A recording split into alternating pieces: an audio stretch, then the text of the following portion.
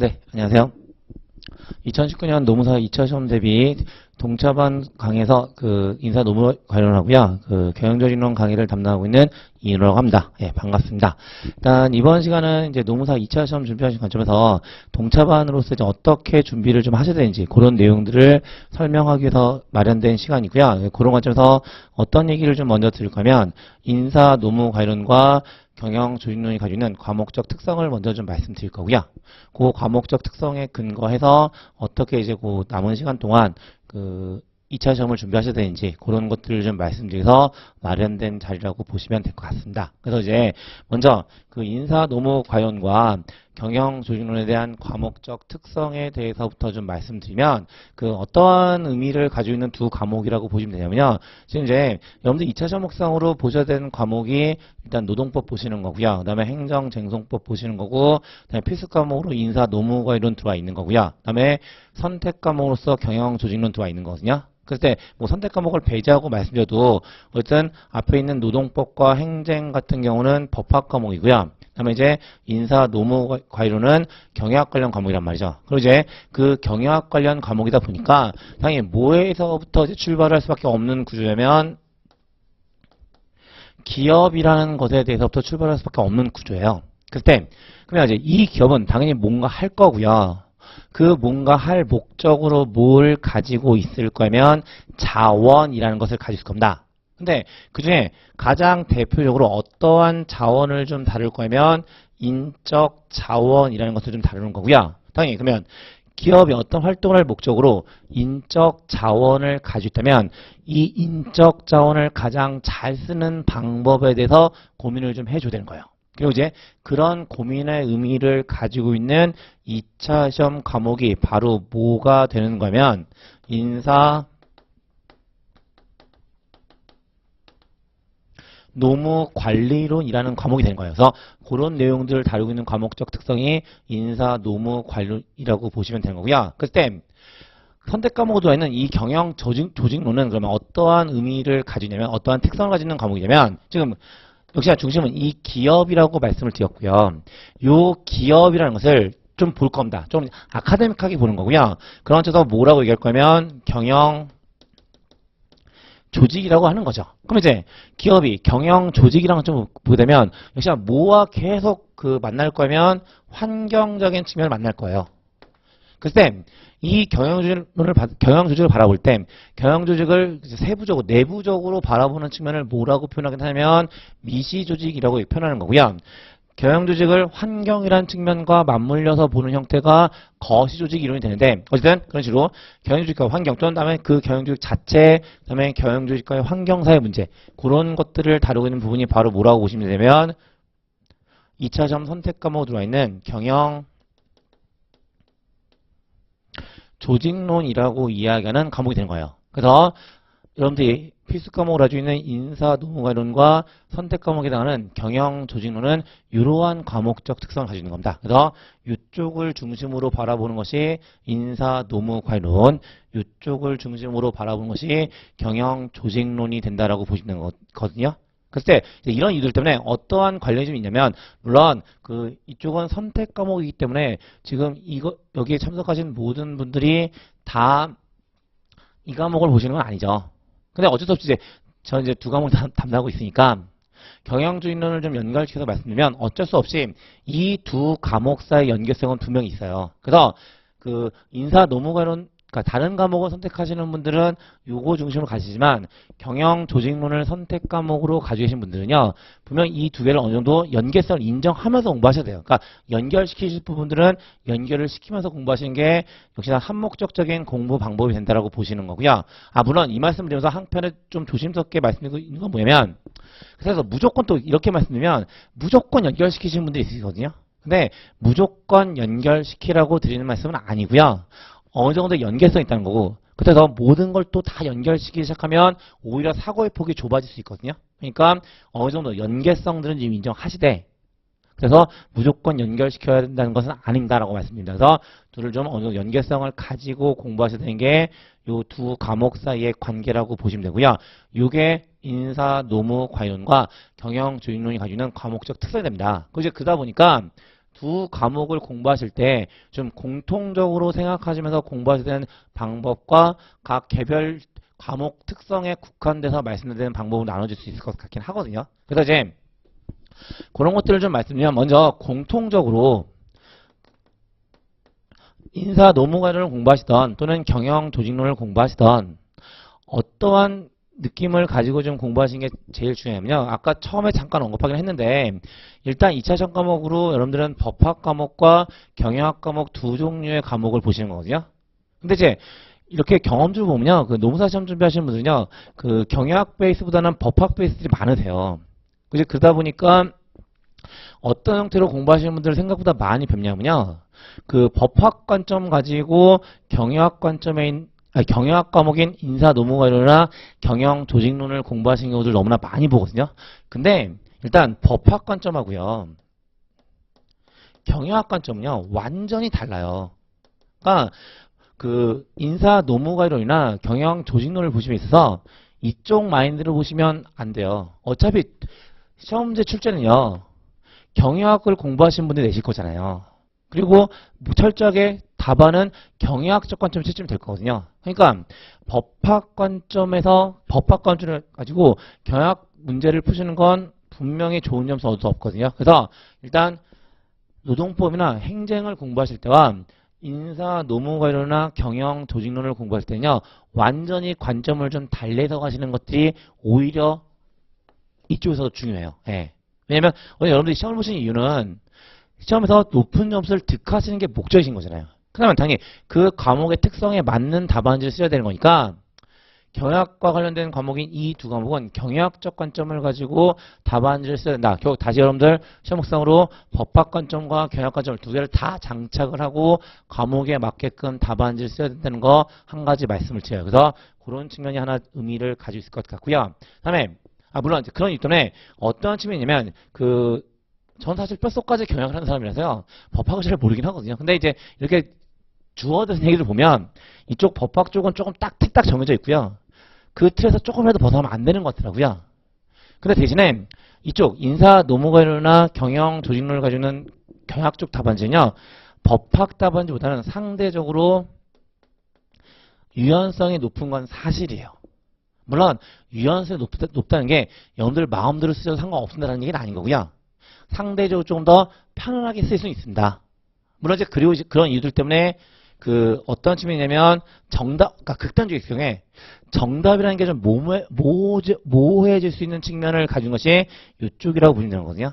그러니까 최대한 여러분들 알고 계신 내용들을 좀 논리적으로 접근하시면 오히려 상대적으로 점수를 좀 얻을 수 있는 여지가 있는 쪽이 인사 노무관이나 경영 조직론 쪽이 된다라고 보시면 될 것 같거든요. 근데 그러한 이유 때문에 이쪽 인사 노무관이나 경영 조직론은요. 철저하게 어떻게 공부하시게 되면 암기 중심으로 정리하시면 절대로 안 돼요. 예.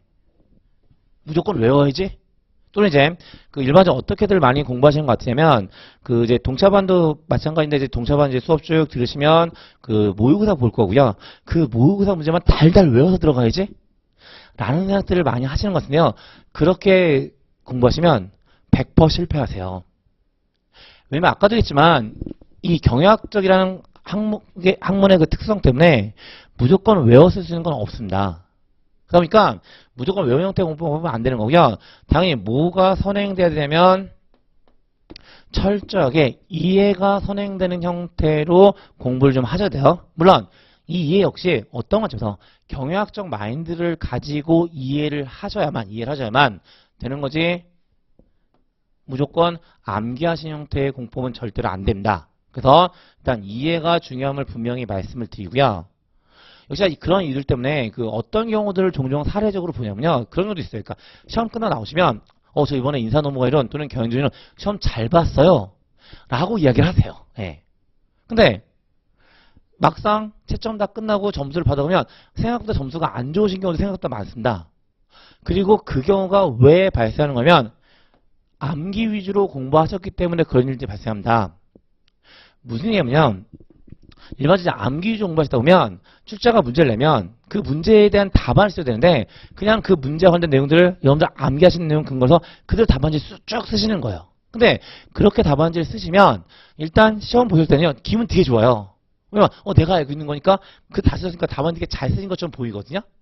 근데 여러분들이 답안지에 쓰셔야 되는 것은요. 여러분들 알고 있는 내용을 그냥 열거하신 게 아니라 출제자가 출제한 문제에 맞게끔 답안을 쓰셨을 때 점수가 높아지는 거거든요. 그리고 이제 그런 점 높은 답안을 쓰기 위해서는 그냥 쭉 다시 암기하는 내용 그대로 쓰시면 답안을 쓸 때는 기분 좋은데요. 출제자가 원하는 대로 쓰지 않은 경우도 생기는 거죠. 그리고 그런 경우가 돼버리면 답안을 작성한 분들 입장에서는 기분은 좋을지 모르지만 점수가 높지 않은 경우도 생긴다고요. 그러니까 여러분들이 답안지에 써야 되는 건 여러분들이 암기한 내용을 그냥 그대로 필사하신 게 아니고요.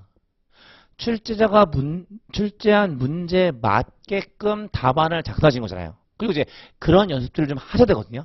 그리고 그런 연습들을 하기 위해서 제일 밑바닥에 깔려야 되는 부분이 뭐냐면 무조건적인 암기가 아니고요. 일단 분명히 이해를 좀 하셔야 돼요. 근데 그랬을 때 경영학을 지배하고 있는 이 이해 관점에서 가장 중요한 관점은 바로 뭐냐면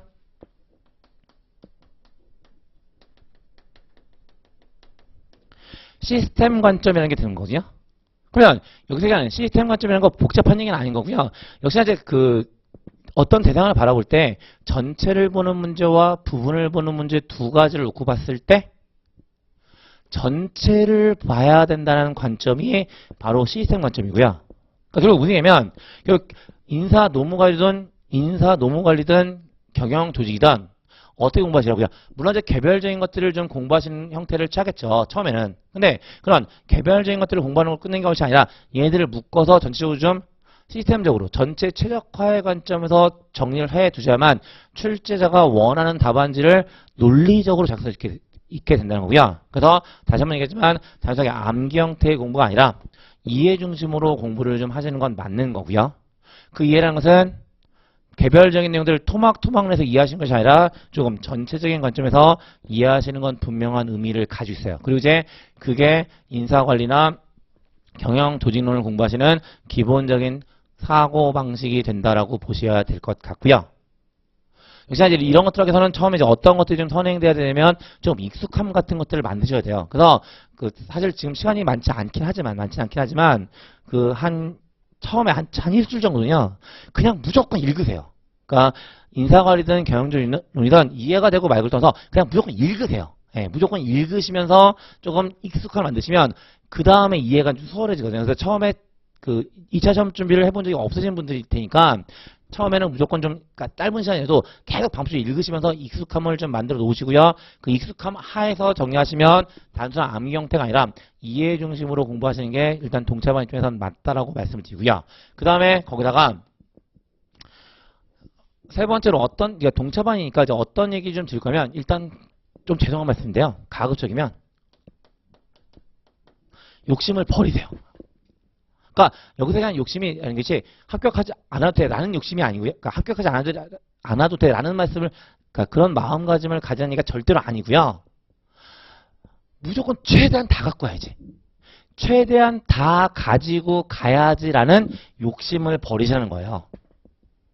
어쨌든 시험에서 요구되는 합격에 필요한 내용들이라는 건 정해져 있는 거거든요. 그러니까 무조건 백과사전식으로 많이 가져가야지라는 욕심을 버리라는 얘기지 합격에 대한 욕심을 버리라는 얘기는 절대로 아니다. 합격하셔야죠. 네. 그리고 이번 동차반 통해서 합격하시면 제일 좋으신 겁니다. 수험 쪽은요. 오래 있어서 좋은 거 하나도 없는 거거든요. 그러니까 최대한 빨리 합격하시는 게 중요한 거고요. 그 합격에 대한 욕심을 버리시면 절대로 안 됩니다. 네.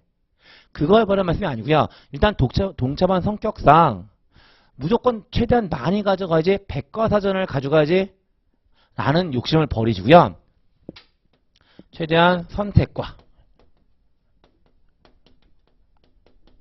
집중을 통해서 가져가겠다는 마인드로 남은 시간 동안 동차반을 통해서 정리하시는 게 맞는 거예요. 그래서 요 세 가지 관점이 이제 인사 노무관리론과 경영조직론을 공부하실 때 공통적으로 좀 필요한 마음가짐이자 공부 방법이라고 보시면 될 것 같고요. 죄송합니다. 한 가지만 더요. 그 다음에 또 한 가지. 네. 이걸 하면서 모두 좀 중요할 것 같긴 하냐면요. 일반적으로 이제 그럴 리 없을 것 같긴 한데 눈으로 공부하시면 안 됩니다. 일단 어쨌든 답안지에다가 문장을 써야 되는 상황이기 때문에 손이 좀 고생하는 학습은 너무나 필요합니다. 왜냐면 그 머리로만 공부하시면요. 뭔가 많이 알고 있는 걸지 모르겠지만 막상 현쟁하시면 답안지가 안 써져요. 그러니까 머리에 있는 것하고요. 손으로 쓰는 건 다른 문제거든요. 예, 그러니까 이런 것들 하면서 계속 반복적으로 써가면서 공부하시는 건 분명한 의미가 있을 것 같습니다. 그래서 하나 더 추가해드리면 분명히 뭐가 좀 고생을 하셔야 될 것 같으면 손이 좀 고생하는 형태의 학습은 필요할 거라고 보여져요. 그래서 이제 이게 인사 노무 관리든 경영 조직론이든 공통적으로 좀 필요한 공부 방법이라고 보시면 될 것 같습니다. 그럼 이제 거기다가 각각에 대한 과목적 특성이 있으니까 그러면 그 과목적 특성에 맞게끔은요 어떠한 측면들을 좀 고려해서 가셔야 되는 거면 먼저 인사 노무관리론은요 아까도 있지만 기업은 기업의 목적을 달성해서 자원을 가진대요. 그 자원들 중에 인적 자원을 중심으로 다루고 있는 것이 인사 노무 관리론이란 말이에요. 그리고 이제 그러다 보니까 그 자원을 다루는 다양한 방법들에 대해서 얘기하고 있는 거예요. 그리고 이제 그 다양한 방법들이라는 것 중에서 뭐 가장 큰 틀로 얘기하면 소위 얘기하는 확개평 보유방, 뭐 직무관리, 확보관리, 개발관리, 평가관리, 보상관리, 유지관리, 방출관리 뭐 이런 것들 얘기하는 거거든요. 이제 그런 것들 얘기할 거고요. 그런 것들 하다 보면 이제 그런 방법들을 적용하다 보면 당연히 어떤 일이 발생할 거면 각 방법들이 가지고 있는 장점과 단점 같은 것들이 있어요. 그래서 이러한 장점과 단점 같은 것들을 중심으로 좀 정리하시는 거고요. 그럼 이제 각 방법들이 다양한 장점과 단점 같은 것들을 가지고 있다면 결국 인사 노무관리론은요. 뭐가 핵심이면 그러한 다양한 방법들을 그대로 적용하면 물론 좋겠죠. 근데 역시나 이론과 실제 괴리는 발생하는 거거든요. 그 사이에서 못들을 좀 고민하시는 형태가 될 거면 거기에 대한 그 다양한 개념들, 방법들에 대한 개선 방안들은 어떻게 만들어질 것이냐 라는 관점에 대한 목표 의식들을 가지고 공부하시는 게 인사 노무관리론의 가장 핵심적인 내용들이라고 보시면 될 것 같아요. 다시요. 인사 노무관리론은 그 인적 자원을 어떻게 잘 다룰 것이냐 라는 문제들을 가지고 있고요. 그 자원들을 잘 다루는 방법들에 대해서 중심으로 내용들을 가져가시는 거라고요. 그러니까 각 방법들이 있다면 그 방법들이 가지고 있는 각각의 특성들, 뭐 장점과 단점들, 개념적인 측면들, 뭐 그런 것들을 좀 중심으로 정리하시는 거고요. 거기다가 당연히 그런 다양한 방법들이 여러 가지 특성들이나 장단점을 있다면 걔들을 활용해서 뭔가 현실적인 문제를 잘 해결하고자 하는 개선하는 방안들은 어떠한 것인지 그런 방향성을 가지고 공부하시는 게 인사 노무 관리론이라고 보시면 되는 거거든요. 근데 이에 맞서 경영조직론은 어떠한 방향성을 가지고 얘기할 거면 그 인사 노무 관리론보다는 경영조직론이 훨씬 더 아카데믹해요. 그리고 이제 아카데믹하다는 얘기는 역시나 어떤 측면들을 가지면 다양한